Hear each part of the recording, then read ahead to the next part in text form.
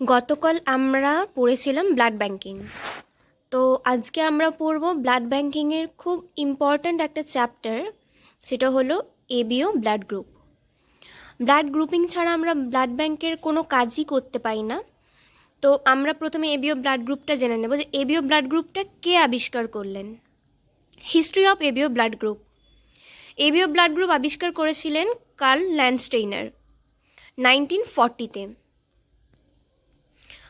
এরপর আমরা ব্লাড গ্রুপিংয়ের যেটা মোস্ট ইম্পর্ট্যান্ট একটা ব্যাপার, সেটা হলো অ্যান্টিজেন আর অ্যান্টিবডিকে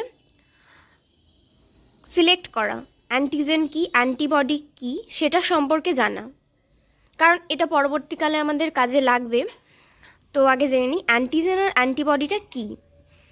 অ্যান্টিজেন হলো এমন একটা ফরেন সাবস্টেন্স যেটা আমাদের শরীরে প্রবেশ করে এবং যার বিরুদ্ধে অ্যান্টিবডি তৈরি হয়, সেটাকে বলা হয় antigen. Antibody antibody Y shaped হয়, একটা প্রোটিন যেটা নিজের শরীর, আমাদের ইমিউন সিস্টেম নিজের থেকে তৈরি করে। কখন?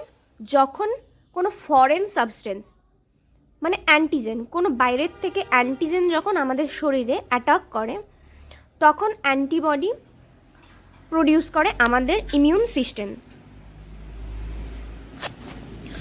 তো এবার আমরা দেখব এবিও ব্লাড গ্রুপ সিস্টেম। তো প্রথমেই বলি, আমাদের 4 ধরনের ব্লাড গ্রুপ রয়েছে: এ, বি, এবি আর ও। তো আমরা প্রথমে আরএইচ ফ্যাক্টরে যাব না, আমরা শুধু এবিও ব্লাড গ্রুপিংটা দেখব। এবিও ব্লাড গ্রুপিংয়ের ক্ষেত্রে যেটা রয়েছে, প্রথমে এখানে একটা ছকে ভালো করে বোঝানো রয়েছে যে অ্যান্টিবডি ইন প্লাজমা আর antigen in red blood cell. এটা জানতে হবে যে প্লাজমাতে অ্যান্টিবডি থাকে আর রেড ব্লাড সেল মানে আরবিসিতে অ্যান্টিজেন প্রেজেন্ট থাকে। তো এবিও, এবি এবং ও যে ব্লাড গ্রুপগুলো রয়েছে, এই ব্লাড গ্রুপগুলো কিভাবে আমরা ডিফাইন করব। প্রথমে এ ব্লাড গ্রুপের ক্ষেত্রে দেখব অ্যান্টিজেন। এ ব্লাড গ্রুপের জন্য এ অ্যান্টিজেন থাকে, মানে কোনো আরবিসি সারফেসে যদি এ অ্যান্টিজেন থাকে তো সেটা হবে এ ব্লাড গ্রুপ। আবার বি অ্যান্টিজেন থাকলে সেটা B blood group, AB antigen থাকলে এবি ব্লাড গ্রুপ, আর কোনো অ্যান্টিজেন প্রেজেন্ট না থাকলে সেটা হয় ও ব্লাড গ্রুপ।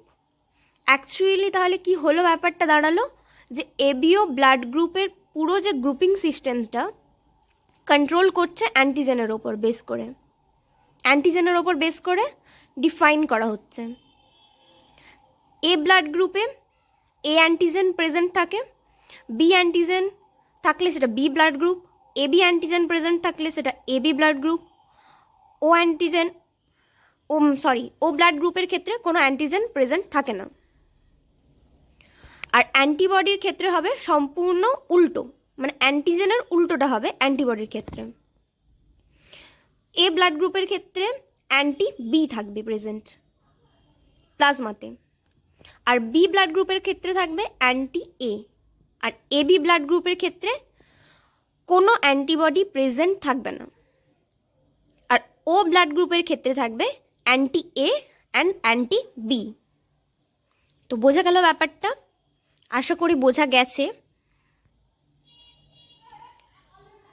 এইবার আমরা দেখব যে ল্যান্ডস্টেইনার ল। এবিও ব্লাড গ্রুপ যিনি আবিষ্কার করলেন তিনি কি বলছেন তার লতে। কি বলেছেন? ইফ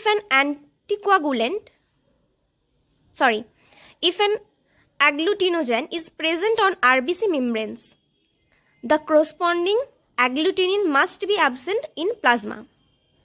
সেকেন্ড লতে কি বলেছেন?